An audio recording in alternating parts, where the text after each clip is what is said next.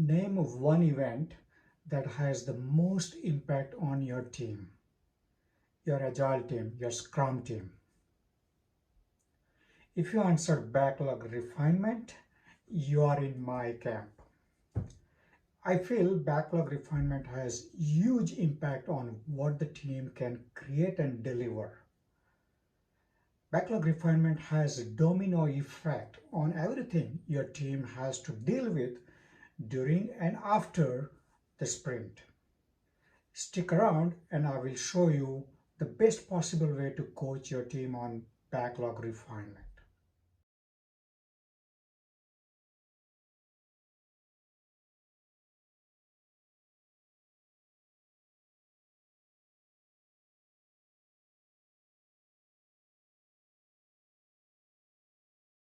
First of all, let's get clear about the term itself.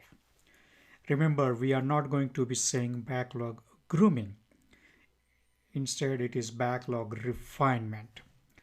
Earlier, we used to use the term backlog grooming to describe this event, but more recently we have started moving away from it as the term grooming has a negative connotation. And that's the reason why we have stopped using the term backlog grooming. And now we are referring to it as backlog refinement. So remember, it is backlog refinement. Now that we are settled on what term to use, let's do a deeper dive. Let's get to know backlog refinement inside and out. Let's get to the whiteboard so that I can explain that using my signature style. Welcome back. I'm at the whiteboard where we will do the deep dive into this backlog refinement.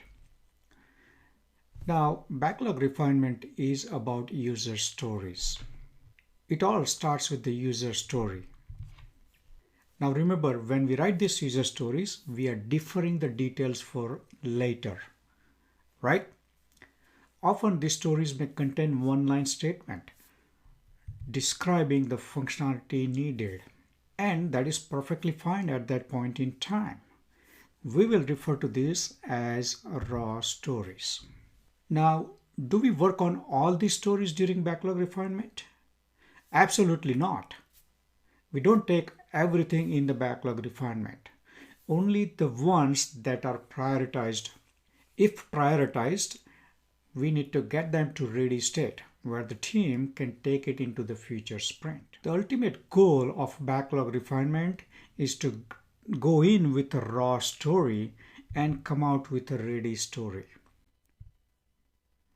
Now, how do we know if a story is ready? We take the raw story, as we said, we will take it through the backlog refinement and we hope to come out with a ready story.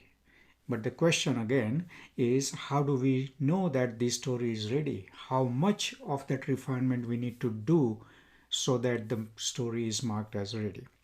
For that, the team will rely on that DOR. This is the artifact that the team would have created earlier, known as the definition of ready.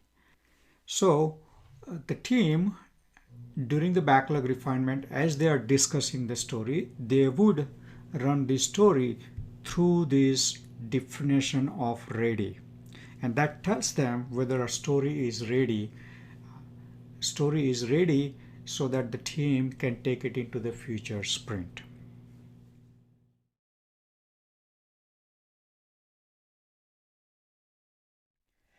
All right, let's look at the characteristics of backlog refinement as an event, as a ceremony that the team is going to be doing in the Scrum framework. So first of all, the backlog refinement is a forward-looking event. Compared to that, if you look at the sprint retrospective, that is a backward-looking event. You are looking back to what happened and how things went. Versus the backlog refinement is always forward-looking event. How far in the advance you should look at? The answer, the rule of thumb is n+2.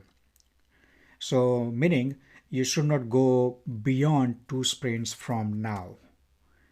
right? And there are reasons for it. That's a separate conversation.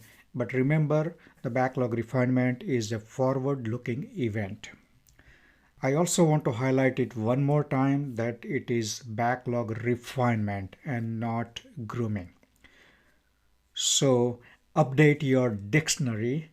If you are still using backlog grooming, you should stop using it and start using backlog refinement as the term to describe this particular event. Now, this is an event where the team and product owner comes together. So this is the event where the team and product owner comes together and collaborates to get the details about the user story. Now remember, we said when we write the user stories, they are raw stories. We are differing the details for later. So this is the opportunity for the team to collect those details.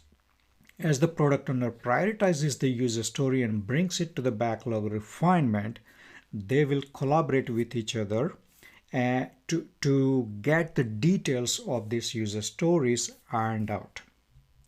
So this is essentially the event where they are looking to get more details on what the user story is asking for, what the product owner is looking for as far as the feature functionality.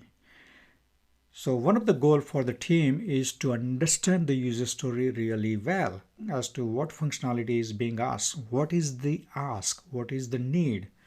And once they are clear about that piece, once they are clear about the understanding, then they can look into as to how they are going to build that functionality, how they are going to build that functionality and deliver that functionality.